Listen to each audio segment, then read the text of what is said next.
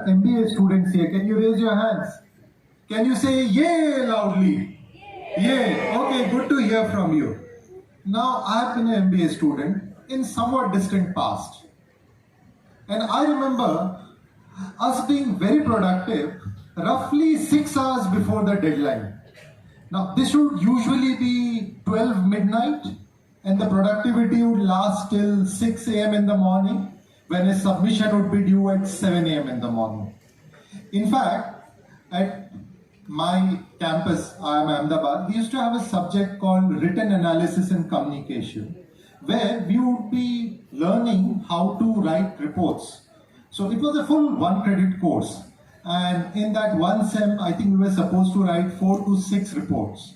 And the report was usually submitted on a Sunday of all days.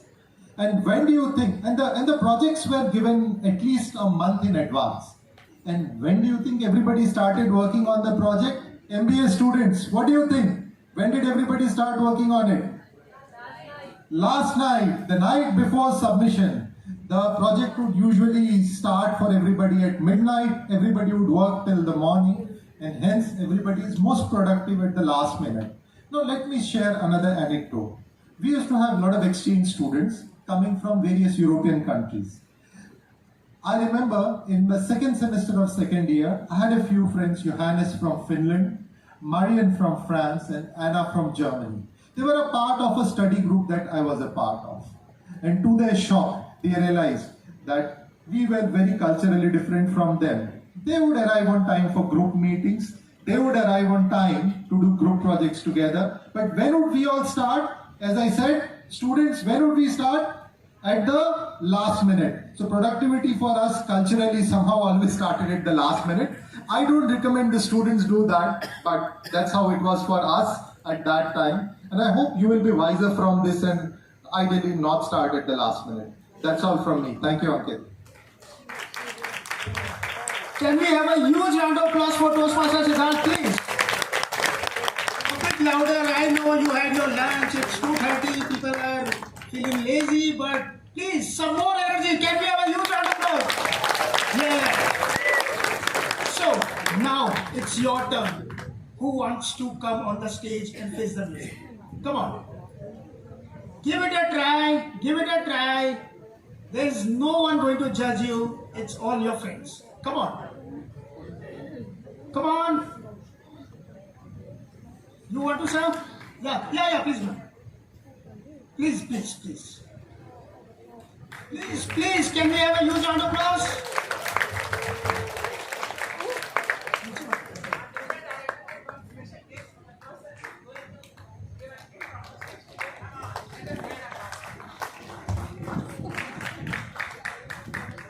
What's your name, ma'am? And it's quite difficult to manage when they are too long. So my mother thought that it will be better if we cut it off a little shorter, but I refused. I threw a tantrum that I will not cut my hair because I was terrified.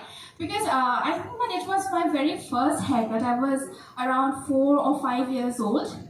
But she somehow convinced me that, no, well, just cut it till your shoulders.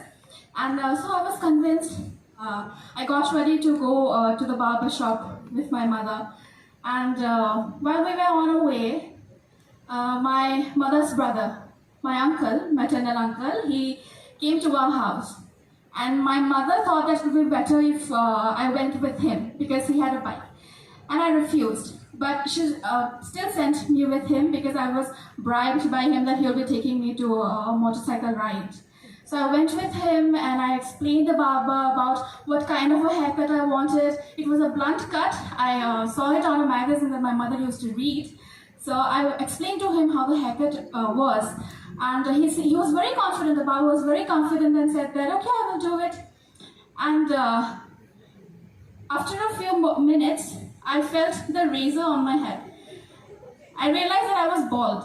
So my mother, he actually asked my uncle to shave my head. In our custom, shaving the heads of children is considered important.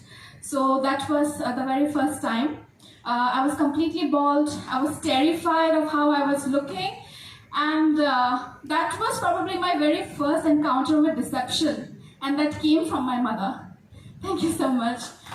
Huge round of applause, please, please. A special token of appreciation from our side.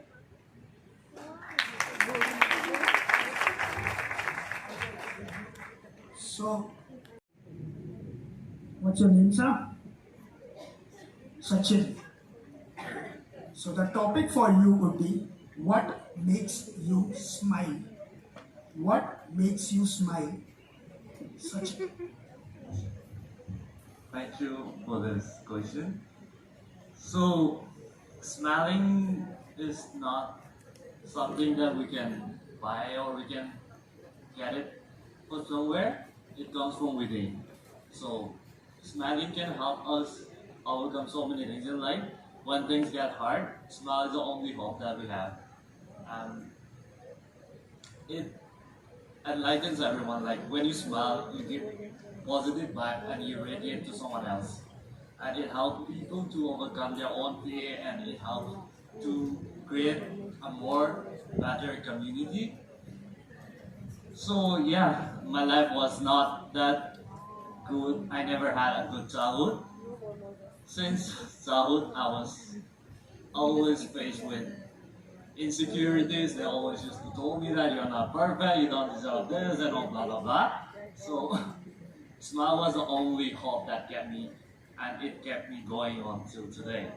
And so, yeah, thank you for giving me this time. What is one thing that you would like to change in yourself?